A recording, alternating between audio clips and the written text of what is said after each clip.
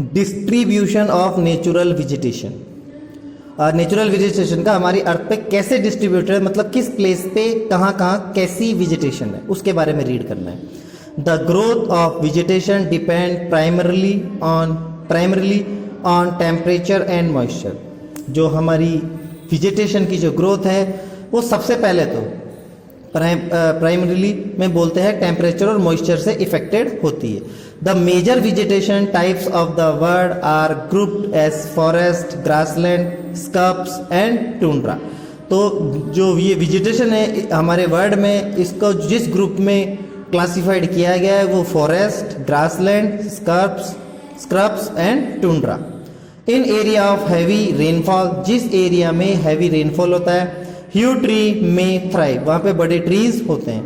The forest are those associated with area having abundant water supply.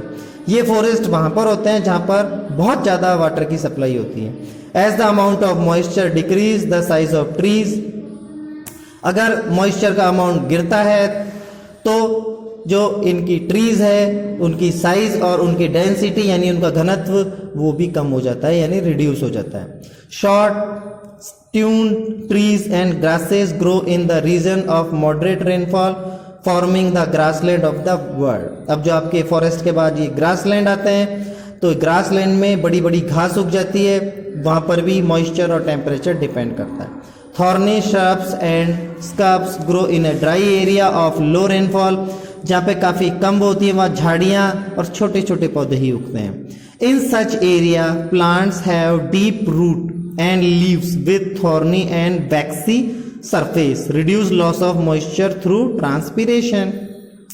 तो ये जो desert area के जो थॉर्नी और वैक्सी सरफेस होता है इन प्लांट्स के ऊपर, जिसके कारण मॉइस्चर यानी नमी उनकी लॉस नहीं हो पाती है धूप में या सन में, और ट्रांसपीरेशन से उनका मॉइस्चर काफ़ी कम निकलता है। Tundra vegetation of cold polar region comprise of mosses and लिचन्स।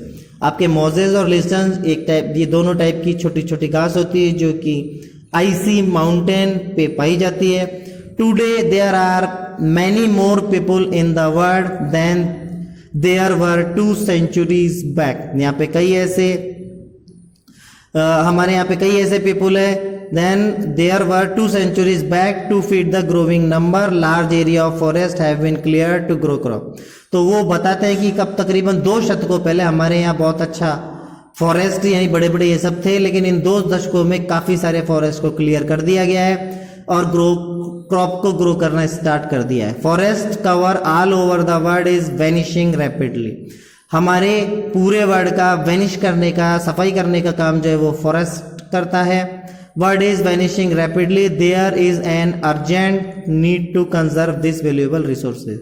और आज की डेट में हमें इस रिसोर्सेज को बचाने की और बहुत सारे पेड़ लगाने की ज़रूरत है। Conservation of natural vegetation and wildlife, अब हम इन्हें कैसे बचा सकते हैं। Forest are our wealth, forest जो है वो हमारा धन है। Plants give shelter to the animal and together they maintain the ecosystem. Plant जो है वो एनिमल को शेल्टर और फूड देते हैं और दोनों मिलकर के इकोसिस्टम को मेंटेन रखते हैं। Changes of climate and human interference can causes the loss of natural habitat for the plant and animal. तो क्लाइमेट के चेंजेस के कारण और ह्यूमन के इंटरफियर के कारण नेचुरल हैबिटेट जो प्लांट्स और एनिमल के थे वो नष्ट होते जा रहे हैं। Many species have become vulnerable और endangered and some are on the verge of extinction. कहने का मतलब है कई स्पीसीज जो है वो खत्म हो चुकी है, कई कुछ गिनतियों में पड़ी है और कई कुछ खतरे के निशान के पास है। Deforestation, soil erosion, constructional activities, forest fires, tsunami and landslide are some of the human and natural factors which accelerate the process of extinction of these resources. तो ये कुछ मैंने जो रीजन पढ़े हैं, deforestation, soil erosion, constructional activity, forest fire, tsunami, landslide और भी तूफान वगैरह ये जो भी होते हैं ये सब इस रिसोर्सेज को इफेक्ट करते हैं। One of the major concern is the poaching which result in a sharp decline in the number of particular species. और पोचिंग के कारण यानी शिकार करने के कारण कई पर्टिकुलर स्पीसीज पूरी तरीके से नष्ट हो चुकी है और कुछ कई गिनती में ही है। The animals are poach for collection and illegal trade of hides. Generally ये इलीगल जो वर्क होते हैं, जैसे उनकी खाल बोन्स बेचना, skins, nails, teeth, horn as well as feather, पंख वगैरह ये सब बेचते हैं। Some of these animal are tiger, lion, elephant, deer, black buck, crocodile, rhinoceros, snow leopard, ostrich and peacock. These can be conserve by increasing awareness. तो इनको हम कैसे बचा सकते हैं? जिन सब जानवरों का नाम लिया इनका काफ़ी शिकार किया जाता है, तो हम कुछ एरिया को कंजर्व करके और इन पे ध्यान दे करके इन्हें बचा सकते हैं।